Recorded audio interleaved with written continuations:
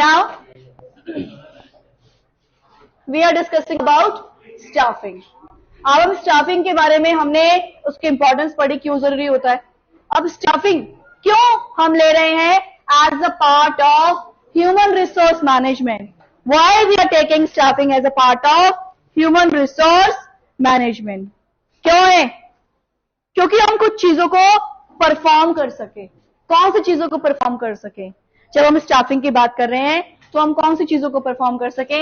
हम ऐसी चीजों को परफॉर्म कर सके जिसमें हम रिक्रूटमेंट कर रहे हैं, लोगों को एम्प्लॉय कर रहे हैं, काम दे रहे हैं।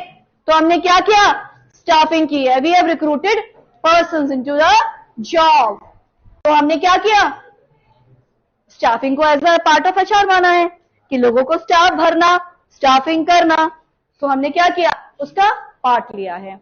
अब हम बात करते हैं कि स्टाफिंग एक ह्यूमन एलिमेंट है। यहां तक हमारा हो गया था, यहां तक हो गया था ना, परफॉर्मेंस ऑफ ह्यूमन रिसोर्स। अब हम क्या बात करते हैं, यहां पे आते हैं। It is the responsibility of all managers to directly deal with and select people to work in the organisation. अब ये ऑर्गेनाइजेशन में मैनेजर की जो ड्यूटीज होंगी उसको देखना। क्या देखना मैनेजर्स की ड्यूटीज में? कि आपको आपको ये देखना कि जो पर्सन जिसको आपने काम दिया, सिलेक्ट किया हुआ है, उसको वो चीजें हो रही हैं या नहीं हो पा रही हैं। ऑर्गेनाइजेशन में पर्सन काम कर पा रहा है या नहीं काम कर पा रहा है, ये चीज देखना। कहां पे होता है ये काम? स्टाफिंग में होता है कि आप ये देख रहे हो कि जितने आपने लोगों को एम्प्लॉय किया हुआ वो सही तरीके से काम कर रहे हैं या नहीं कर रहे, और सिलेक्ट करना लोगों को उस काम के लिए। When the manager performs the staffing function, his role is slightly limited. जब मैनेजर स्टाफिंग का फंक्शन परफॉर्म कर रहा है तो उसका जो रोल है वो थोड़ा लिमिटेड है, कम है। So some of these responsibilities will include placing the right person on the right job. अब मैनेजर की रिस्पॉन्सिबिलिटी क्या है? जब आप एचआर में हो, मैंने क्या बोला, हमने ऑर्गेनाइजिंग चैप्टर पढ़ा। ऑर्गेनाइजिंग चैप्टर में हमने क्या पढ़ा कि सारे डिपार्टमेंट्स अलग होते हैं, डिपार्टमेंटलाइजेशन होता है। अब वहां पे हमने ये भी पढ़ा कि हमारा क्या होता है? एचआर डिपार्टमेंट होता है। तो जो ये हमारा एचआर डिपार्टमेंट है, इसकी रिस्पॉन्सिबिलिटी क्या है? इसकी रिस्पॉन्सिबिलिटी यही है कि जो सेल्स डिपार्टमेंट में एम्प्लॉय दे रहा है, जो ये एम्प्लॉय इधर दे रहा है, वो सही एम्प्लॉय है या नहीं है, या क्या उसमें इश्यूज है, ये सारी चीजें देखना। Introducing new employees to the organisation, और नए एम्प्लॉयज ऑर्गेनाइजेशन में लाना, काम सिखाना, उनको परफॉर्मेंस को चेक करते रहना कि सही काम कर रहे हैं नहीं कर रहे हैं। ट्रेनिंग की रिक्वायरमेंट है तो ट्रेनिंग देना, इंप्रूव करना उनके परफॉर्मेंस को, उनकी एबिलिटीज को इंप्रूव करना। एक चीज और बहुत इंपॉर्टेंट, जहां एम्प्लॉयज की बात होगी वहां एम्प्लॉयज का मोटिवेशन की बात भी आती है कि आपका एम्प्लॉय हर समय मोटिवेटेड रहे और ऑर्गेनाइजेशन के हित में काम करे, उसका मॉरल अप रहे। हम क्या करते हैं? एम्प्लॉयज के हित में काम करते हैं। So in small organizations, managers may perform all duties related to employee salaries. अब मैनेजर सारा काम करेगा, एम्प्लॉयज को सैलरी डिस्ट्रीब्यूट करवाना, एम्प्लॉयज को वेलफेयर के लिए काम करना, ये सारा काम किसका होगा? मैनेजर का होगा। यहाँ पे क्या बात आ रही है कि जो भी ऑर्गेनाइजेशन है वो कैसे ग्रो करेगी कि अगर उसके ऑर्गेनाइजेशन में एम्प्लॉयज उसके हित में काम कर रहे हैं, स्पेशलिस्ट हैं। Management as human resource is specialised area which requires expertise many people. अब आपके जो मैनेजमेंट के जो आपके एक्सपर्टीज है लोगों की, वो आपको चाहिए। So the number of human resources specialists and size of this department gives an indication of the size of business as well. तो जो नंबर ह्यूमन रिसोर्सेज का नंबर है, मतलब कि कितने लोग कहाँ पे काम कर रहे हैं, क्या चीज है, बिजनेस कर रहा है नहीं कर रहा है, आपका बिजनेस छोटा है या आपका बिजनेस बड़ा है, इस चीज पे मैटर करना। तो अगर लार्ज कंपनी है तो HR department itself will contain specialist for each function of this department. तो यहाँ पे जो एचआर डिपार्टमेंट है, यहाँ पे कुछ स्पेशलिस्ट की बात की जाएगी जो इस फंक्शन को परफॉर्म कर रहे हैं। HR management includes many specialist activities. HR management में कुछ स्पेशलिस्ट एक्टिविटीज आ जाती हैं, कुछ ड्यूटीज आ जाती हैं जो हम परफॉर्म कर रहे हैं as a human resource. So these duties are recruitment, that is search for the qualified people, लोगों को, क्वालिफाइड लोगों को काम देना। देखो वेरी वेरी इंपॉर्टेंट पार्ट, जब हम HR की बात कर रहे हैं, मार्क दीज वर्ड्स, क्या काम है हमारा? रिक्रूटमेंट करना। ये ड्यूटीज हमारे लिए जरूरी हो जाती है। रिक्रूटमेंट, जैसा मैंने अभी बताया आपको कि हम स्टाफिंग से क्या समझे, क्या प्रोसेस है, लोगों को रिक्रूट करना। हमने जॉब्स निकाली, हमने एडवर्टाइजमेंट दिया, लोग हमारे पास आए। आजकल तो क्या है, ऑनलाइन है, लिंक्डइन पे कनेक्ट हो जाओ, एक ऑनलाइन ऐप है, वहां पे चले जाओ, कोई भी ऐसे चले जाओ, बहुत सी ऐसी ऐप्स है जहां पे जॉब्स अवेलेबल है, तो you can go for anything. तो यहाँ पे क्या होता है कि रिक्रूटमेंट मिल जाता है। अगर आप गवर्नमेंट जॉब पे जाओ तो बात अलग है, प्राइवेट अलग है, तो ऐप्स के थ्रू भी आप कांटेक्ट कर सकते हैं, कंपनीज में आप जॉब कर सकते हैं, तो वहां पे रिक्रूटमेंट किया जा सकता है। किसका रिक्रूटमेंट होगा? जो पढ़ा लिखा होगा और जो जॉब खोज रहा होगा। ऐसा तो नहीं जो ऑलरेडी काम कर रहा है वो जॉब खोज रहा होगा, जिसको जरूरत ही नहीं है। जिसने कोशिश की होगी सर्च करने की, वही तो जॉब पे जाएगा, जिसने कोशिश ही नहीं करी वो क्यों जाएगा? So analysing jobs, collecting information about jobs, preparing job descriptions, analyse करना जॉब्स को, preparing job description, job descriptions बनाना। क्या क्या आपको जॉब में आपको क्या क्या चीजें चाहिए उस पर्सन के अंदर। जैसे आप मान लीजिए एक कंपनी है, उन्होंने सेल्स मैनेजर के लिए रिक्रूटमेंट निकाला, तो वो क्या एडवर्टाइजमेंट देंगे? Should be smart. कम्युनिकेशन क्या होना चाहिए सेल्स पर्सन का? अच्छा होना चाहिए।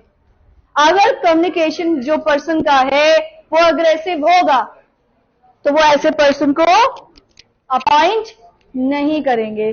कैसे पर्सन को अपॉइंट करेंगे? जिसकी कम्युनिकेशन स्किल अच्छी होगी, जो देखने में अट्रैक्टिव होगा, जो चीजों को अच्छे से कर पाएगा मैनेज, पढ़ा लिखा होगा, अच्छी एजुकेशन होगी, तो वो एनालाइज करेगा, जांचना। एनालाइज मतलब जांचना, कलेक्ट करेगा इंफॉर्मेशन, देखेगा कहां से क्या क्या गैदर कर सकता है, कैसे चीजें होती है, कैसे नहीं होती है। Then developing compensation and incentive plans, compensation को डेवलप करना और इंसेंटिव प्लान्स बनाना। इंसेंटिव प्लान मतलब अगर कोई एम्प्लॉय अच्छा काम कर रहा है तो उसे इंसेंटिव देना। ये भी तो एक मॉरल बूस्ट करोगे अपने एम्प्लॉय का।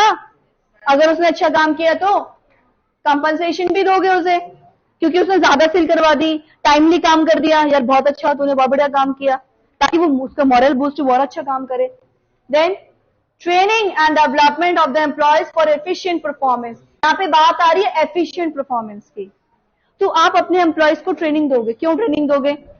ताकि जो आपके एम्प्लॉयज है वो कम पैसों में, कम समय में, जल्दी समय में आपको काम करके दे दें। ये ट्रेनिंग प्रोवाइड कराना, उनको टाइमली डेवलपमेंट करते रहना, लेबर रिलेशन बना के रखना, यूनियन मैनेजमेंट से लेबर रिलेशंस बना के रखना, यूनियन मैनेजमेंट से हैंडलिंग ग्रीवेंसेस एंड कंप्लेंट्स, उनकी विवादों को हैंडल करना, उनकी कंप्लेन लेना, प्रोवाइडिंग फॉर सोशल सिक्योरिटी, उनकी सोशल सिक्योरिटी को देखना और एम्प्लॉयज का वेलफेयर करना। ग्रीवेंसेस का मतलब कोई भी वाद विवाद हो जाए एम्प्लॉयज के बीच में, उसको कौन हैंडल करेगा? मैनेजर कर, अरे लड़ो नहीं, चलो उसको ऐसे ऐसे कर लो, सॉल्यूशंस दे देना अपने वर्कर्स को। उनकी कोई कंप्लेन आ रही है तो उस पर ध्यान देना, ये नहीं कि नेग्लेक्ट कर देना, कंप्लेन पर ध्यान देना।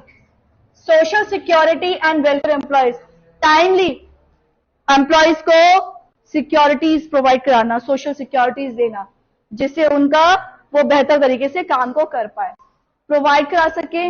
Now defending the company in law suits and avoiding legal complications. जो भी लीगल कॉम्प्लिकेशंस है उनको अपने क्या करना है? उनको अवॉइड करना है, लीगल कॉम्प्लिकेशंस को। ठीक है, लीगल कॉम्प्लिकेशन मतलब अगर जैसे कोई गवर्नमेंट का कोई रोल आ जाए, कोई चीज आ जाए, कोई केस हो जाए, कोई प्रॉब्लम आ जाए, तो वो सब चीजें वो इतना इफेक्टिव हो कि वो उससे बाहर आ सके, डिफेंड कर सके, लड़ सके। अगर कोई सिचुएशन आ गई तो वो उस सिचुएशन को डिफेंड कर सके। यहां तक बात समझ में आई? क्या कर रहे हैं आप? स्टाफिंग कैसा प्रोसेस है? स्टाफिंग ऐसा प्रोसेस है जिसमें आप सिर्फ यहाँ पे कुछ कीवर्ड्स में मार्क करती हूं, इन पे ध्यान देना। What are the keywords?